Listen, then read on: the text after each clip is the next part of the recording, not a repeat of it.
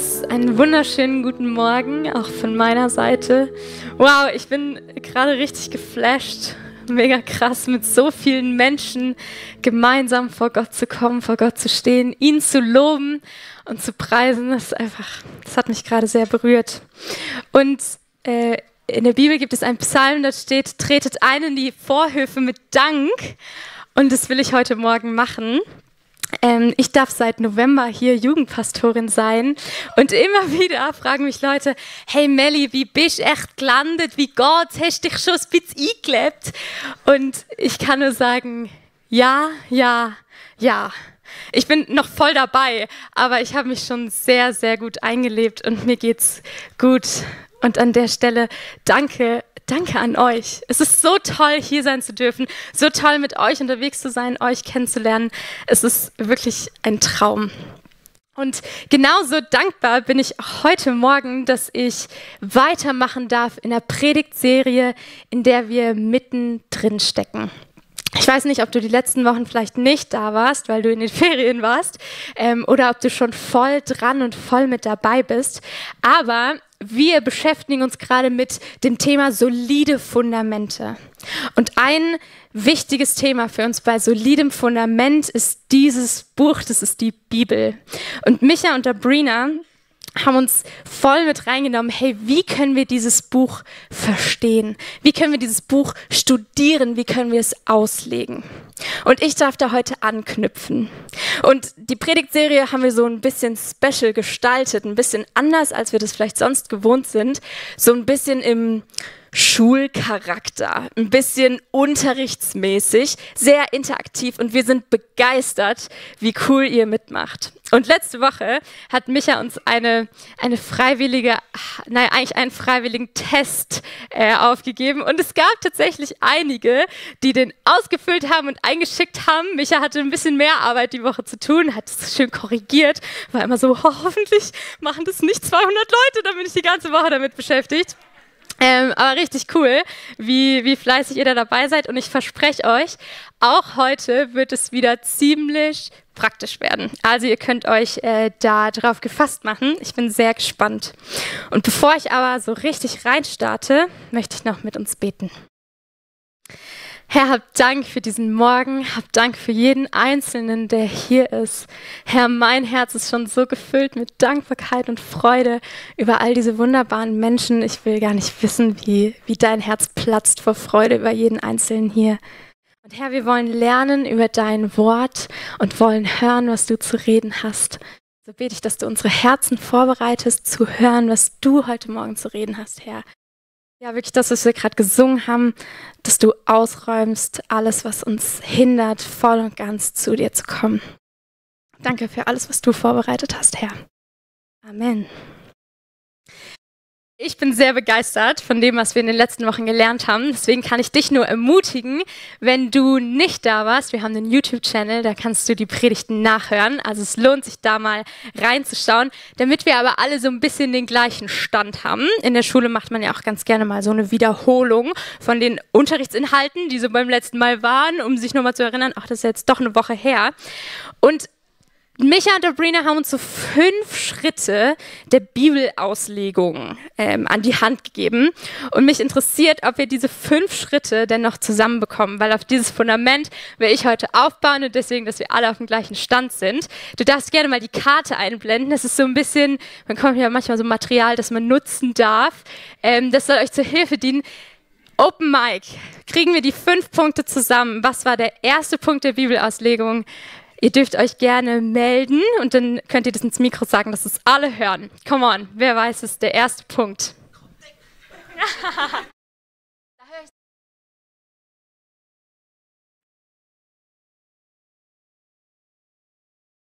Kontext. Yes, genau. Der erste Punkt ist, hey, du liest einen Bibeltext und willst erstmal verstehen, was sagt dieser Bibeltext denn den Leuten von damals? Wie haben die den verstanden?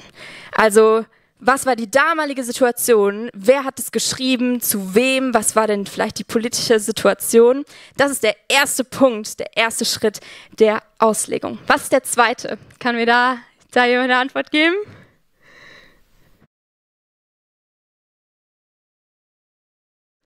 Sabrina, weißt du's? Ja, ich weiß nicht, ob ich mich richtig erinnere, aber ich glaube, es war, wo man mit der damaligen Kultur, Sprache, Bund mal vergleichen, was Zeit haben sie gehabt, was für eine Kultur haben sie gehabt. Ich glaube, es war das. Ah, du hast wirklich gut aufgepasst, Sabrina. Genau, wir schauen uns nämlich an, was ist denn der Fluss, dieser River, der uns trennt? Also was sind denn die Unterschiede? Was war denn damals anders, als es vielleicht heute ist? Und manchmal ist das ein ziemlich breiter Fluss, da merkt man so, boah, das war früher ganz, ganz anders als heute. Und manchmal ist es auch gar nicht so anders, als es heute ist. Also da mal ein bisschen vergleichen. Okay, 3. Punkt. Princelip. Ja, was ist eigentlich im Grund was ist der Punkt, um das es in dem Text geht? Korrekt. Was ist das theologische Prinzip, das wir aus dieser Bibelstelle rausziehen können? Korrekt. Punkt 4. Irgendjemand? Yes, da auch. Interpretation. Genau, wir schauen beim 4. Punkt, schauen wir vor allem, wo sind wir? Also wo stehen wir heute? Also wir gucken, wir wollen dieses Prinzip, das wir rausgearbeitet haben, wollen wir einordnen eigentlich in die ganze Schrift, um dann zu gucken, okay, wo lässt sich das denn einordnen? Also vielleicht, ist das im alten Bund passiert oder ist das im neuen Bund passiert? Also wo genau ordnen wir dieses Prinzip in die ganze Schrift ein eigentlich? Okay, und jetzt der letzte Schritt, das wird für heute der wichtigste Schritt sein. Anwenden. Yes, Anwendung, nämlich wie kann ich jetzt wie kann ich diesen Text verstehen, was er uns heute mitteilt? Und da sind wir mittendrin zu dem, was uns heute beschäftigt. Yes, but how? Hey, wir haben jetzt total viel kognitiv gelernt. Also yes, so, ich habe jetzt einen Bibeltext und das sind meine 5 Schritte, die ich durcharbeiten kann, wenn ich wirklich verstehen will, was will dieser Bibeltext mir sagen. Ja, ist doch easy. Sind wir fertig, oder? Haben wir jetzt verstanden, haben den Text genommen, haben die Schritte durchgearbeitet, wissen dann vielleicht auch, das sagt mir das jetzt heute. Punkt. Ich glaube eben, und das müssen wir ganz tief im Herzen verstehen, es gibt 2 unterschiedliche Arten von Verstehen. Es gibt ein Verstehen hier oben und es gibt ein Verstehen hier unten. Und ich habe in meiner Predigtvorbereitung eine krasse Story gelesen, die ich euch nicht vorenthalten wollte, weil sie auf den Punkt bringt, was genau ich damit meine.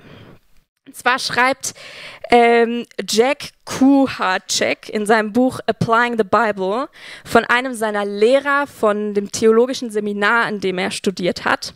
Und dieser Lehrer war auf so einer Bildungsreise, ist durchs Land gereist und hat sich verschiedene Städte angeguckt. Und dort trifft er einen Mann. Und dieser Mann behauptet, er kann das komplette Alte Testament auswendig.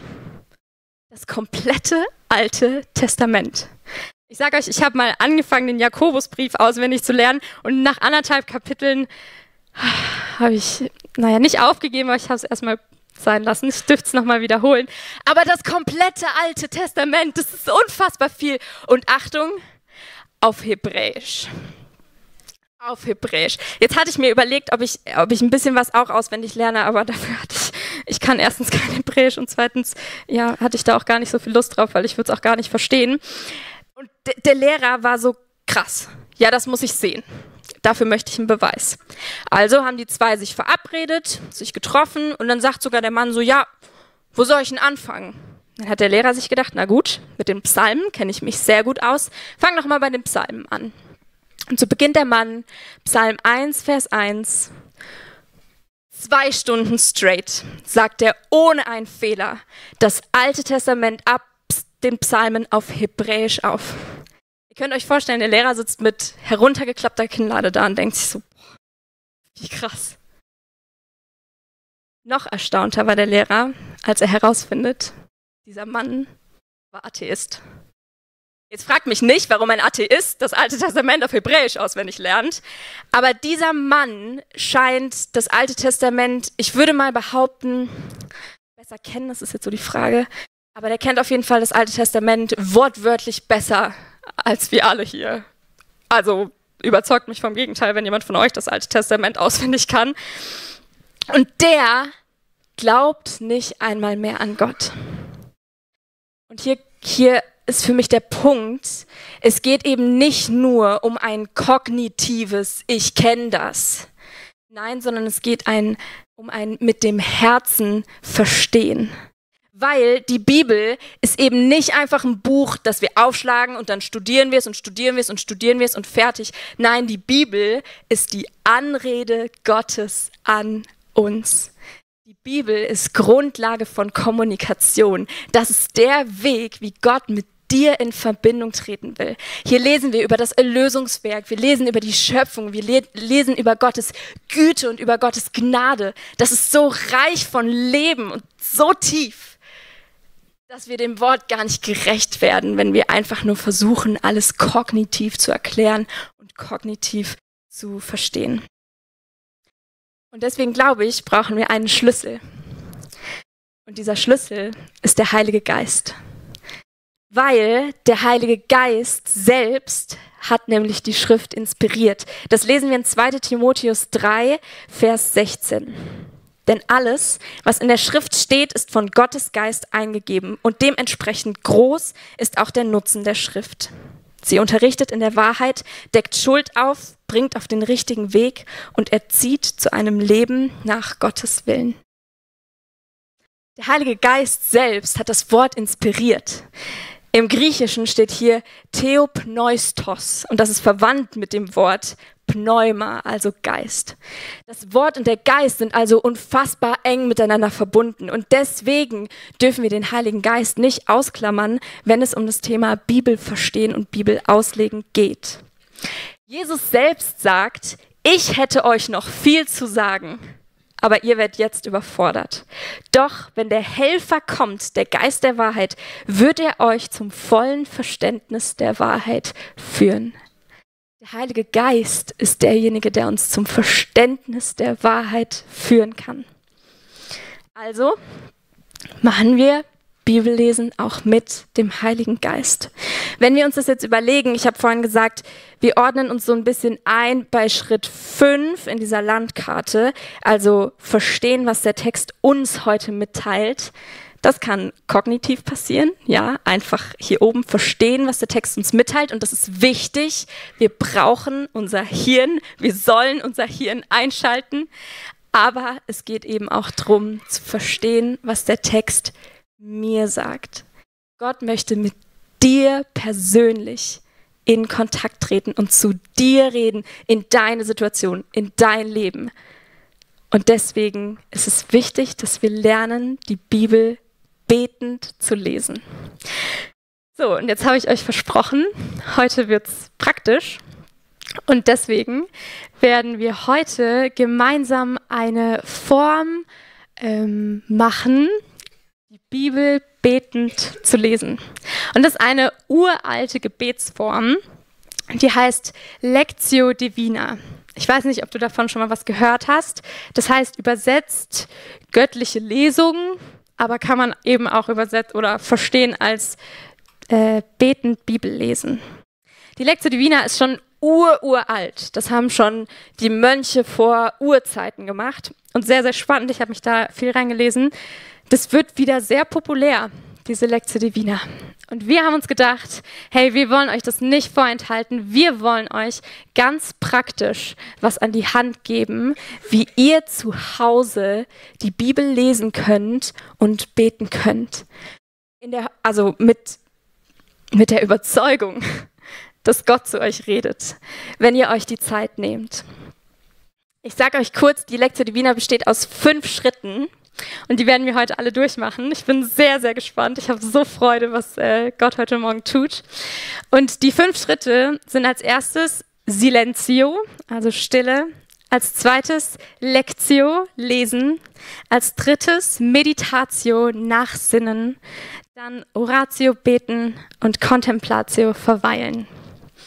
Ich finde immer, durch das Lateinische klingt es so mega fancy, aber ich verspreche euch, das ist eine Form, die ist super simpel und ich glaube, das kann jeder einzelne von euch. Also, seid ihr ready? Seid ihr ready? Cool, dann lass uns reinstarten. Ich werde mal ein bisschen was dazu sagen, wie man das praktisch machen kann und warum das ein wichtiger Punkt ist. Und dann werden wir das hier im Raum gemeinsam machen. Ach, ich habe so Freude. Der erste Punkt ist Stille. Stille. Ich weiß nicht, was es mit dir macht. Ich bin eher nicht so die stillste Person und ich halte es auch gar nicht so gut aus. Zu Hause bin ich dazu geneigt, immer noch irgendwas laufen zu haben, sei es Musik oder was auch immer. Und im Gespräch, da finde ich es ganz, ganz schlimm, wenn so eine peinliche Stille entsteht. Und Stille ist in unserer Zeit wirklich zu einer sehr großen Rarität geworden. Wirklich sich einfach mal hinzusetzen und Achtung, nichts zu tun. Da stellen sich mir die Haare zu Berge, weil ich so denke, ich kann doch nicht einfach da sitzen und nichts tun. Ich muss doch produktiv sein, ich habe noch so viele To-Dos, wann soll ich das denn eigentlich alles machen? Einfach da sitzen und nichts zu tun, fühlt sich unfassbar unproduktiv an. Aber ihr Lieben, ich glaube, dass das eine Sache ist, die uns verloren geht, wo wir ganz, ganz viel verpassen von dem, was Gott eigentlich tun will. Ich glaube, wenn wir uns mal hinsetzen und innehalten und still werden, dann öffnet sich ein Raum, in dem Gott sprechen kann. Im Psalm 85, Vers 9 steht, ich will hören, was der Herr spricht. Wir können nur hören, wenn wir auch mal still sind. Erst dann kann ich wirklich jemandem zuhören. Stell dir ein Gespräch vor, in dem beide gleichzeitig am Reden sind. Das funktioniert überhaupt nicht. Oder stell dir ein Gespräch vor, in einem Raum, wo es unfassbar laut ist, wo du eigentlich dein Gegenüber gar nicht richtig verstehen kannst. Nein, ich glaube, Stille ist ein Schlüssel. Und wie funktioniert das praktisch? Ich glaube, wenn du zu Hause bist, such dir einen Ort, wo es ruhig ist, wo du dich wohlfühlst. Vielleicht ein Sessel, der bequem ist, nicht zu bequem, aber wo du dich hinsetzen kannst und verweilen kannst. Und das hier, meine Lieben, ist so ein richtiger Stille-Killer. Den legt man am besten in einen anderen Raum. Das Handy einfach mal wegtun. Zumindest in Flugmodus. Weil ich merke, das ist so ein Ding, das lenkt mich immer wieder ab. Dann blinkt da doch nochmal was auf oder ich muss vielleicht doch nochmal gucken.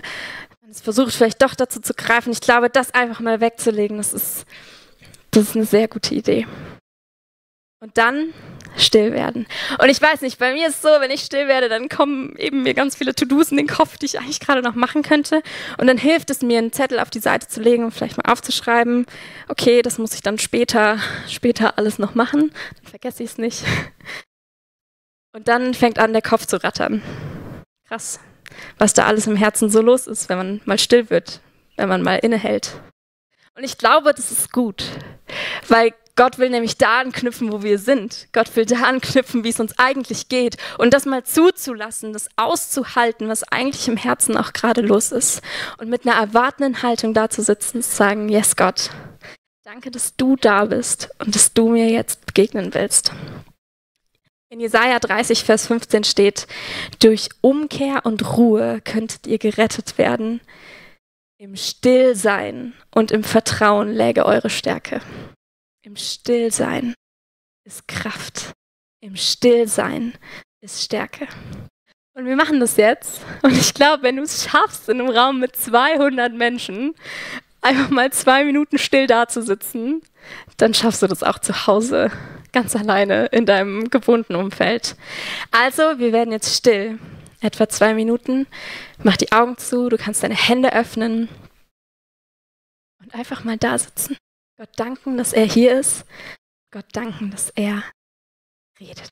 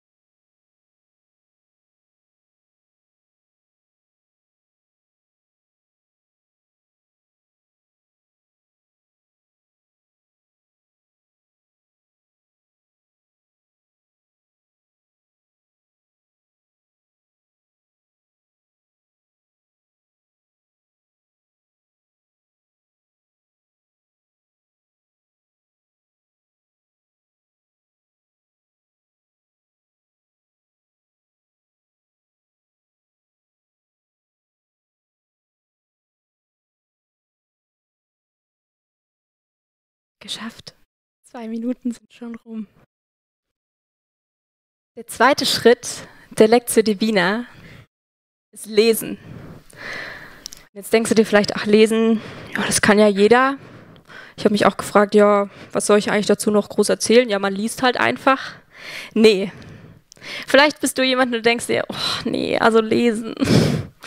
Also ich mache ja schon vieles, aber lesen, das mache ich einfach wirklich nicht gerne. Ich glaube, es ist ganz, ganz wichtig, dass wir hier in diesem Wort lesen. Und ich will euch 3 Gründe geben, die einfach uns mehr dahin führen, dass wir Freude daran haben zu lesen. Weil das ist überhaupt nicht selbstverständlich. Überhaupt nicht selbstverständlich. Allein die Tatsache, dass wir ein Buch haben, in dem Gott sich uns offenbart, das ist richtig crazy. Hast du darüber mal nachgedacht? Was das für ein Privileg ist? Was wäre, wenn wir das nicht hätten? Hey, das ist ein Privileg, dass wir die Bibel aufschlagen können und Gott will uns darin begegnen. Und hey, Darina hat es vorhin schon gesagt, dass wir in einem Land leben, wo überhaupt jeder sowas besitzt. Jeder von euch hat eine Bibel zu Hause. Wahrscheinlich nicht nur eine, sondern 5.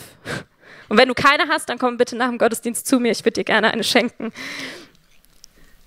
Hey, wir haben eine Bibel und wir dürfen die in Freiheit lesen. Hey, wie oft sitze ich im Café und ich schlage die auf und ich lese da drin. Und ich mache mir gar keine Gedanken darüber, wie privilegiert ich bin, dass ich das machen darf. Und dann habe ich in der Vorbereitung drüber nachgedacht, ich kann lesen. Hey, auch das ist nicht selbstverständlich, dass wir in einem Land leben, wo wir das überhaupt lernen, gerade ich als Frau, dass ich lesen kann. Es gibt so viele, vor allem Frauen noch in dieser Welt, die keine Bildung erfahren, die das gar nicht können. Ich glaube nicht, dass du eine wirklich gute Ausrede hast, nicht in der Bibel zu lesen. Wenn du eine hast, dann darfst du zu mir kommen und dann können wir uns darüber unterhalten. Also lasst uns lesen.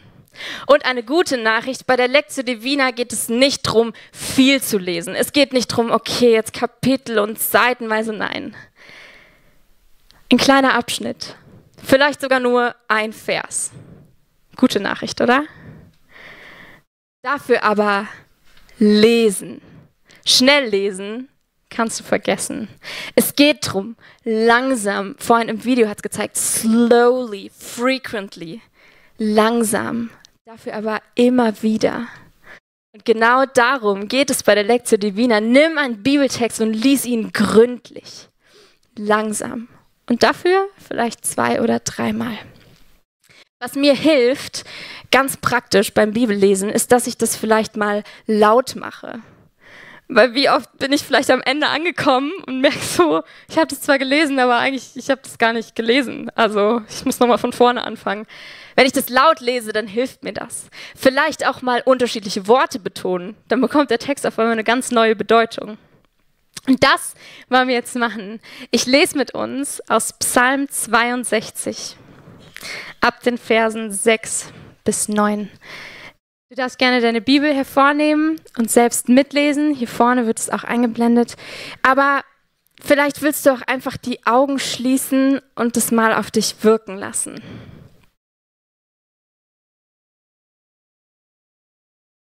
Bei Gott allein soll meine Seele Ruhe finden. Von ihm kommt meine Hoffnung. Er allein ist mein Fels und meine Rettung. Ja, er ist meine sichere Festung. Dank seiner Hilfe werde ich nicht zu Fall kommen. Meine Rettung gründet sich auf Gott allein. Auch meine Ehre verdanke ich nur ihm. Er ist der Fels, der mir Halt gibt. Meine Zuflucht finde ich bei Gott. Vertraut auf ihn zu jeder Zeit. Ihr alle aus meinem Volk. Schüttet ihm euer Herz aus. Gott ist unsere Zuflucht.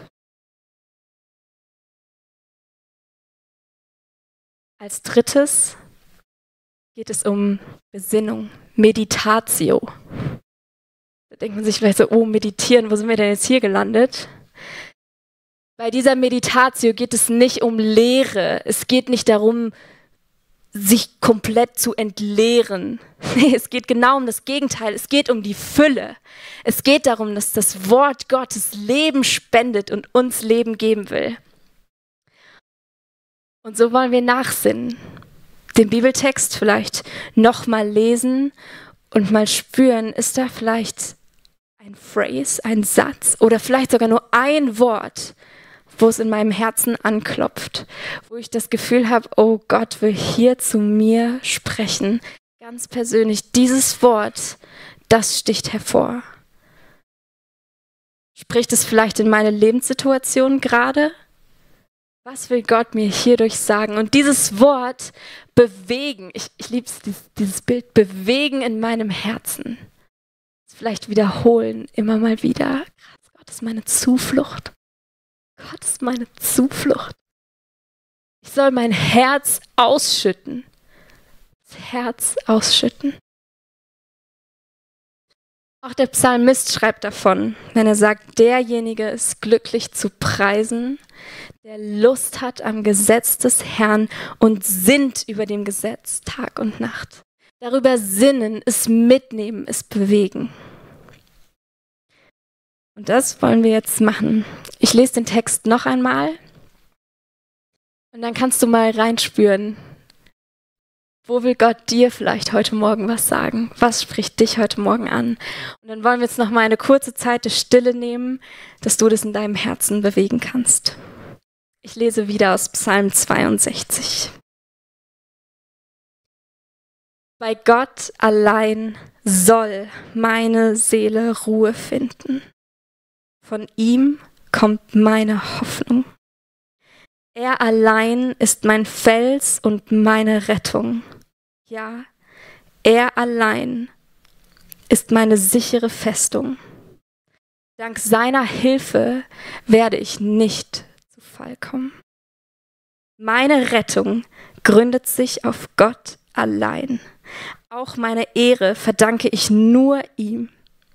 Er ist der Fels, der mir Halt gibt. Meine Zuflucht finde ich bei Gott. Vertraut auf ihn zu jeder Zeit. Ihr alle aus meinem Volk. Schüttet ihm euer Herz aus. Gott ist unsere Zuflucht.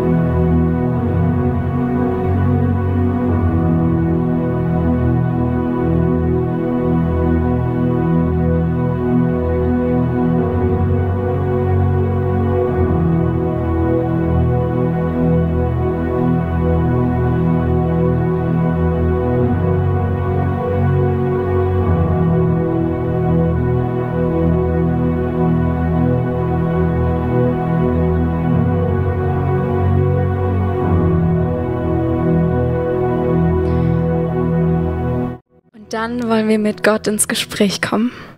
Als viertes kommt das Gebet, Oratio. Weil die Bibel ist Gesprächsgrundlage, zu Gott hin, mit ihm ins Gespräch kommen. Ja, ihm dein Herz ausschütten.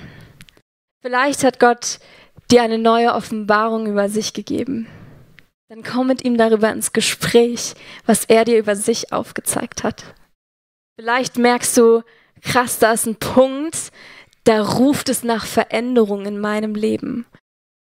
dann kannst du mit Gott darüber ins Gespräch kommen. Vielleicht sogar Buße tun und sagen, Gott, es tut mir leid, dass ich in dem und dem Punkt dir nicht nachgefolgt bin.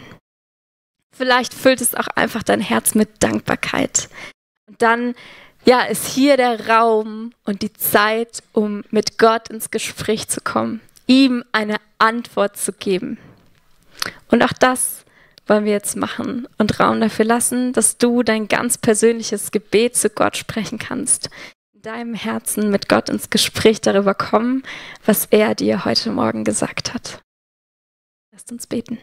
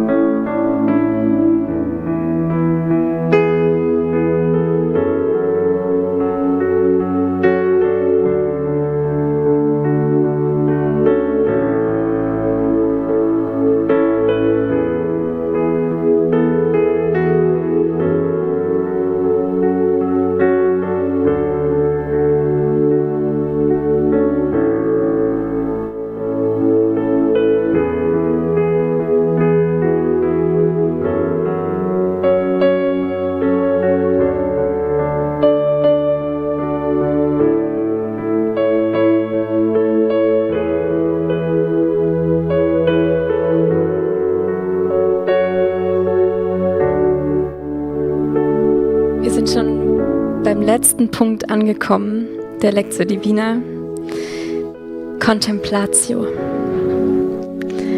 In Gottes Gegenwart verweilen. Wie schnell sind wir dazu geneigt, einfach drüber zu rushen und weiterzugehen. Der Alltag schläft nicht. Aber was für ein Privileg ist es, dass wir in die Gegenwart Gottes kommen dürfen. Das ist so ein heftiges Privileg. Da könnte ich eine ganze neue Predigt drüber halten. Wir dürfen in Gottes Gegenwart sein. Und der letzte Punkt ist da, um uns zu erinnern, verweilen in der Gegenwart Gottes. Ein paar Momente innezuhalten und zu genießen. Und das wollen wir jetzt gleich machen im Lobpreis. Dürfen wir Gottes Gegenwart genießen. Du kannst dich zurücklehnen und in seiner Gegenwart verweilen, aber ihm auch Antwort geben in Dank und in Lobpreis. Und ich will noch mit uns beten zum Abschluss dieser Predigt. Herr, danke für alles, was du heute Morgen geredet hast. Danke für alles, was du tust, wo du am Werk bist, wo du am Wirken bist. Danke, dass wir in deiner Gegenwart sind. Und danke für dein lebendiges Wort, das heute noch genauso spricht. Danke, dass du in Beziehung mit uns leben willst. Amen. Und jetzt während dem Lobpreis besteht das Angebot, dass du Gebet empfangen kannst. Du kannst für dich beten lassen, dich segnen lassen. Vielleicht hast du auch ein Anliegen, wo du dir wünschst, mit jemand anderem gemeinsam ins Gebet zu kommen, vor Gottes Thron zu kommen. Du hast die Gelegenheit, jetzt im Lobpreis sowohl auf der als auch auf der Seite zu den Betern zu gehen und für dich beten zu lassen.